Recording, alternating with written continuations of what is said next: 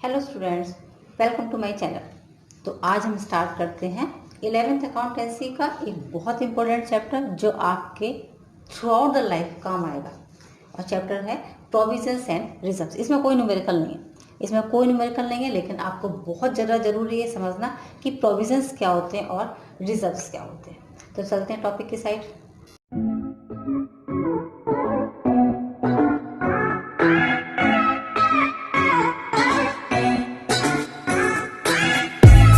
Provision देखो क्या होता है। प्रोविजन, हमने बिजनेस स्टार्ट किया तो बिजनेस एक गोइंग कंसर्न कॉन्सेप्ट चलता है हमारे यहाँ। गोइंग कंसर्न हमने आपको बता रखा है।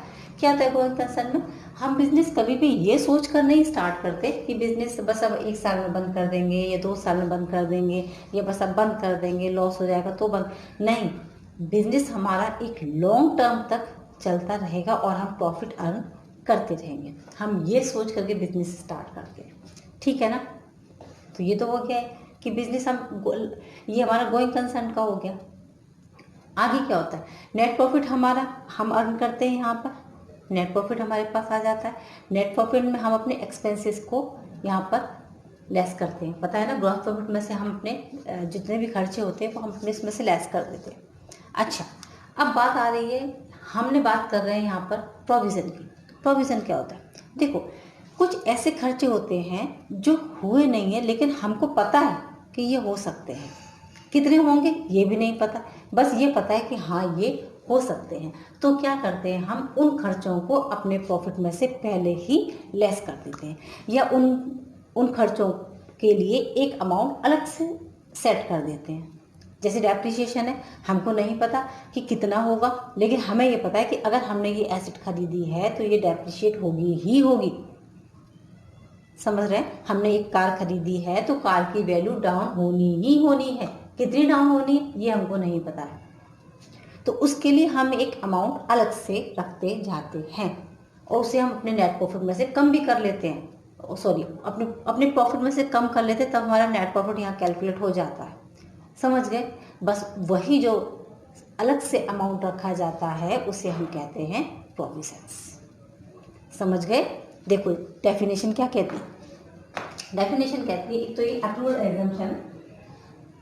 एक्रूअल एजम्पशन भी आपको समझा दें क्या होता है। देखो एक्रूअल एजम्पशन क्या चीज़ होती है, क्योंकि हम यहाँ पर कैसे काम करते हैं, हम हमेशा लॉसेस को अपने दिमाग में रखते हैं कि इन फ्यूचर ये लॉस हो सकता है, तो उस लॉस के लिए या उन एक्सपेंसेस के लिए अरेंजमेंट हम पहले से ही करके रखते हैं। जैसे एक अगर हम एक छोटा वैसे एग्जांपल दें तो हम लोग सेविंग क्यों करते हैं? सेविंग हम इसलिए करते हैं कि हम इन फ्यूचर अगर हमारे साथ कुछ और हो जाता है तो हमारी वो सेविंग काम आ जाती है हमारे। ऐसे ही हम किसी भी रिजर्व को या किसी भी एक अमाउंट को बिजनेस में अपने पास इकट्ठा कर रहे हैं कि कहीं कुछ ऐसा ना हो जाए, तो हम इस लॉस को यहाँ से राइट ऑफ तो कर सकेंगे कम से कम। समझ गए? बस इसलिए इसे क्या कहा जाता है, ये एक्रूअल एजम्पशन से। यहाँ प्रॉफिट के लिए नहीं, ये जैसे हमें ये पता है कि ये हमारा ना यहाँ पर इतना प्रॉफिट हो सकता है, हम उन प्रॉफिट को नहीं रखते हैं यहाँ पे, लेकिन हम लॉसेस और एक्सपेंसेस की व्यवस्था पहले से ही करके चलते हैं। समझ गए?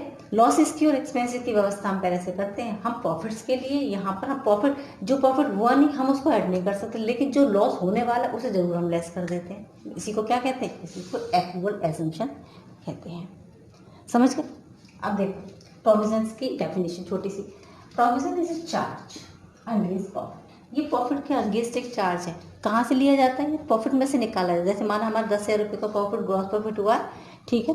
प्रोविजन हमने डेप्रिसिएशन के लिए प्रोविजन हमने 1,000 रुपये का हमने ले लिया, हम उसे लेस कर देंगे और हमारा प्रॉफिट कितने का रह गया? सिर्फ 9,000 का रह गया। समझ गए? हम पहले से उसकी व्यवस्था करके चल रहे हैं। क्यों? For the purpose of providing for any liability और लॉस।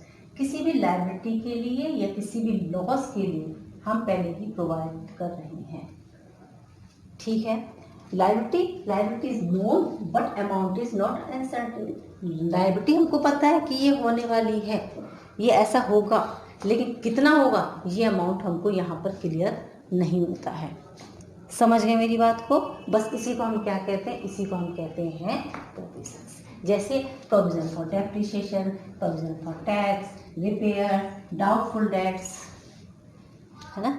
रिपेयर्स के लिए हमने व्यवस्था कर रखी, रिपेयर्स तो होने ही होने, जब मशीनरी ऑपरेट होंगी तो कितने होंगे ये नहीं पता है, तो उनके लिए व्यवस्था करके चलते हैं ना भाई, इतना अमाउंट 10,000 रुपये हमने रखती है उठा करके प्रोविजन फॉर रिपेयर्स के लिए, है ना, बचते हैं, हमारा फायदा हो जाएगा।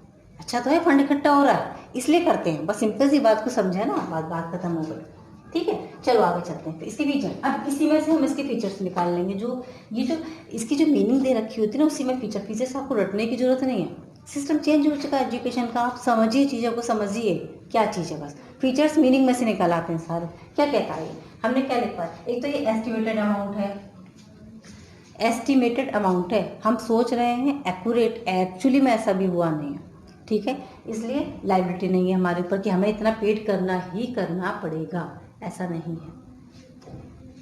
चार्ज, ये प्रॉफिट एंड लॉस में इसको लिखा जाता है डेबिट साइड पे, खर्चा है हमारा। It is for all anticipated losses, depletion of an asset, ये क्या है, ये लॉसेज या एक्सपेंसेस हैं हमारे सारे, या फिर किसी भी एसेट का डिप्लेशन है, डाउन हो जाना है। नॉट, और क्या है, ये है एक नॉन कैश आइटम। क्या है, प्रोविजंस है, प्रोविजंस है ना, ये एक नॉट कैश आइटम है, यहाँ पर कैश का लेना देना नहीं हुआ है, हमने सिर्फ उसके लिए व्यवस्था करके चल रहे हैं हम यहाँ से, नॉन कैश आइटम, समझ गए। और चलो इसको देखते हैं, अब हमको इसकी इम्पोर्टेंस क्या होगी भाई, अब इसकी देख, टू एक्सरटेन ट्रू नेट प्रॉफिट, अभी हमने नेट प्रॉफिट बताया, सही नेट प्रॉफिट हमको बताता है। सही नेट प्रॉफिट क्या है, देखो एक हमने नेट प्रॉफिट निकाले जिसमें कोई प्रोविजन नहीं डाले, और एक ये नेट प्रॉफिट, ये ट्रू नेट प्रॉफिट है। क्यों, क्योंकि ये अभी नहीं हुए, होंगे जरूर। अगर आपके पास एसेट कोई भी मशीनरी है तो रिपेयर तो होगा ही होगा, अगर आपके पास कोई एसेट है तो डेप्रिशिएट होगी ही होगी, डेटर्स हैं तो डाउटफुल हो ही जाते हैं, अगर एक बड़ा आपका बिजनेस है तो हो ही जाते हैं, तो फिर उनको लेस करके चलो ना, तो ट्रू नेट प्रॉफिट निकल के आएगा आपका। आप सोच रहे हो कि आपको 1 लाख का प्रॉफिट हो गया और प्रोविजंस आपको पता है कि ये सब तो हो सकते हैं, तो फिर क्यों ट्रू कैसे हो गया, फिर वो ट्रू नहीं होगा, समझ गए। और चलो एसेटेन द फाइनेंशियल पोजीशन, आपको एग्जैक्टली आपकी पता चल जाएगी अगर आप ये लेस कर देते हैं तो। और provide funds for non liability, भाई देखो नॉन लायबिलिटी, ये जो लायबिलिटीज हैं ये नॉन हो रही हैं आपको पता है कि डेप्रिसिएशन के लिए प्रोविजन बना लो, डाउटफुल डेट्स के लिए प्रोविजन बना लो, ये लायबिलिटी है ना, तो ये क्या हो जाता है, इसके लिए आप फंड्स की व्यवस्था कर लोगे पहले से, तो अचानक से आपके ऊपर सिर पर आपके खर्चा पड़ेगा तो आप उसे आराम से बियर कर जाओगे, झेल जाओगे उसको आराम से, समझ गए। चलो, तो इक्विटेबल डिस्ट्रीब्यूशन ऑफ एक्सपेंसेस आराम से सबके बीच में आराम से बट जाते हैं, कोई दिक्कत नहीं होती कैसी भी। ये होते हैं आपके प्रोविजंस, समझ गए आप मेरी बात को अच्छे से। अब प्रोविजंस के बाद चलते हैं हम अपने रिजर्व्स की साइड पे। चलो भाई आ जाते हैं अपने रिजर्व्स की साइड पे, है ना। अब रिजर्व्स देखो, रिजर्व्स हमने क्या लिखे, reserve refers to the amount set aside out of divisible profits of the business to strengthen its financial position। बहुत क्लियर है। देखो रिजर्व क्या होते हैं, वो एक अमाउंट होता है जो डिविजिबल प्रॉफिट में से हम निकाल करके एक साइड रख देते हैं। क्यों रख देते हैं, अपनी फाइनेंशियल पोजीशन को और स्ट्रेंथ और ज़्यादा पावरफुल बनाने के लिए। हम सेविंग क्यों करते हैं, सोचो, हम अपनी इनकम का एक पार्ट हमेशा अपने पास सेव क्यों करते हैं, अपने आप को और ज़्यादा पावरफुल बनाने के लिए, जिससे हम उस सेविंग को कभी जा कर के यूज़ कर सकें, बड़ा इन्वेस्टमेंट करने के लिए, घर में किसी नई चीज़ को लेकर के आने के लिए, ठीक है, किसी सेरेमनी को करने के लिए, राइट। ऐसा ही बिजनेस है, बिजनेस अपने डिविजिबल प्रॉफिट में से एक पार्ट उठा करके अलग रखता है, that is called reserve, simple, ठीक है। क्यों करता है, अपनी पोजीशन अच्छी करने के लिए, ठीक है। बहुत सारे रिजर्व्स होते हैं, देखो general reserve, debenture redemption reserve, investment fluctuation reserve, ठीक है, इस टाइप के रिजर्व्स होते हैं, पढ़े होंगे आप लोगों ने।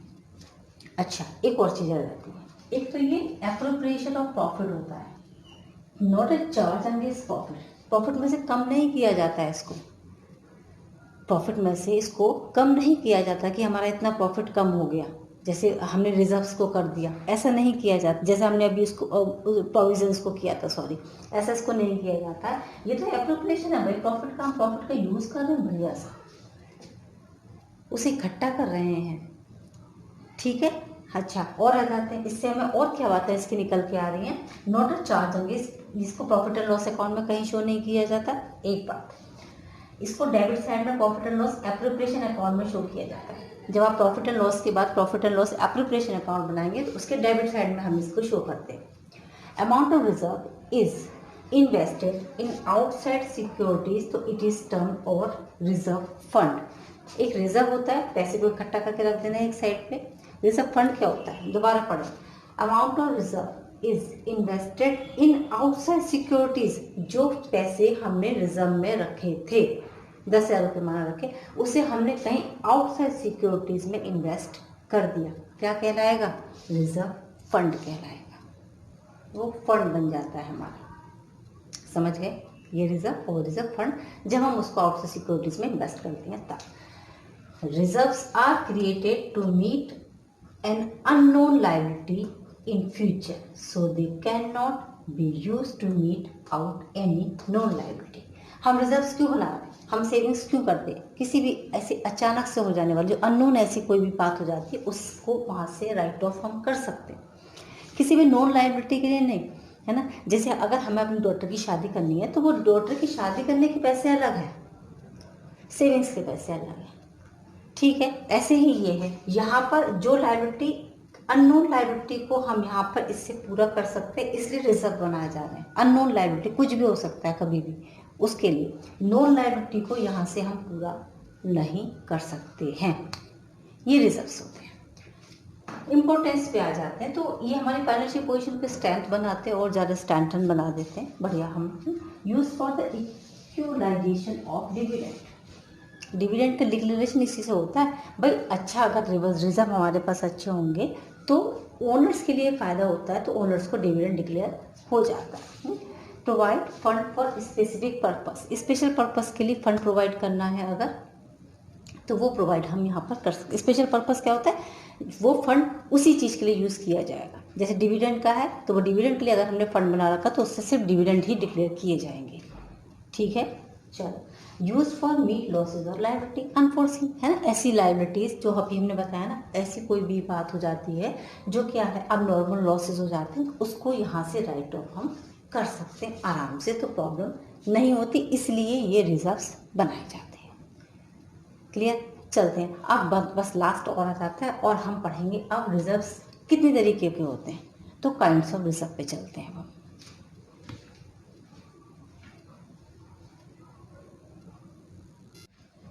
स्टार्ट करते हैं भाई टाइप्स ऑफ रिजर्व से, ठीक है। तो टाइप्स ऑफ रिजर्व में पहला रिजर्व हमारा रहता है रिवेन्यू रिजर्व का।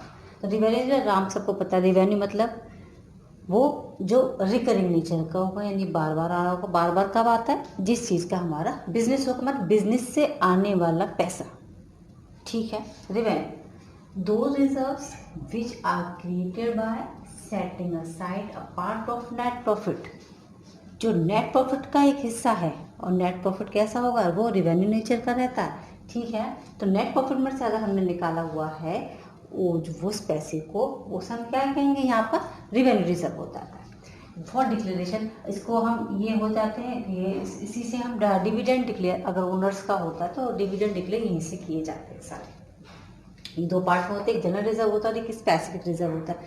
जनरल रिजर्व में जो भी रिजर्व यानी कि जो भी फंड, जो भी पैसा यहाँ पे इकट्ठा किया जाता है, वो किसी भी पर्पस के लिए आप यूज़ कर सकते हैं, ठीक है। और स्पेसिफिक में जिस स्पेशल एक पर्सन स्पेशल चीज़ के लिए हम उस पैसे को इकट्ठा कर रहे हैं, जैसे डिबेंचर रिडेम्पशन रिजर्व है, तो इसका मतलब हम डिबेंचर्स को रिडेम्पशन करने के लिए यूज़ करें तो फिर वो उसके लिए ही यूज़ किया जाएगा, वो किसी और के लिए यूज़ हम नहीं कर सकते। लेकिन जनरल को हम सबके लिए यूज़ कर सकते हैं, चाहे जिसके लिए, समझ गए, ओके।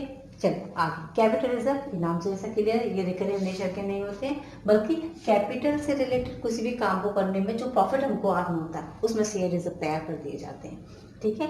यानी company also earn capital profit, जैसे profit on sale of fixed assets, या फिर रिडेम्पशन ऑफ डिवेंचर हमने किया, उसमें प्रॉफिट हो गया। रिडेम्पशन ऑफ प्रीफरेंस शेयर किया हमने, उसमें प्रॉफिट हो गया हमको, ठीक है। ये वो हो जाते हैं, ठीक है। देखिए यूज टू, अभी हम ये यूज हम कहाँ पे करेंगे, तो देखिए use the right of capital losses, इससे हम अपने कैपिटल लॉसेज को पूरा कर सकते हैं। रिवेन्यूज को रिवेन्यू में अगर हमारे रिजर्व से तो हम उसके रिवेन्यू का जो भी लॉसेस होते हैं उसको हम पूरा कर देते हैं वहाँ पे। जैसे रिजर्व हमने दो बना लिए यहाँ पे, ठीक है।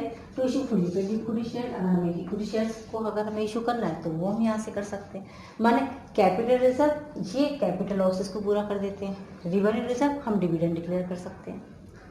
समझ गए। एक और आ जाता है, इसको सीक्रेट रिजर्व कहते हैं या फिर हिडन रिजर्व भी कहा जाता है। मैंने शीट में इसको शो नहीं किया जाता कभी भी। अब ये क्या होता है, कभी कभी क्या होता है ना कि एसेट्स जो होती हैं वो हम उनको वैल्यूएशन कम प्राइस पर कर देते हैं। है तो सही हमारे पास 1 लाख के, लेकिन हमने सिर्फ उसे 90,000 की दिखाया। क्या होगा, showing the asset at a lower price, और लायबिलिटीज को हमने हायर अमाउंट पर दिखा दिया, तो क्या हो गया, है ना, क्या हो गया, हमारा प्रॉफिट कम हो गया। लेकिन फिर भी नहीं दिख रहा, रिजर्व है हमारे पास लेकिन वो दिख नहीं रहा है। तो इससे क्या हो जाता है, ये हमारा क्या होता है, ये हमारे होते हैं सीक्रेट रिजर्व, है लेकिन नहीं दिख रहा है हमको। ठीक है, अगर एक तरीके से कहें तो फ़ायदा है, हमारे पास पैसा इकट्ठा हो रहा है, पोजीशन बढ़िया हो रही।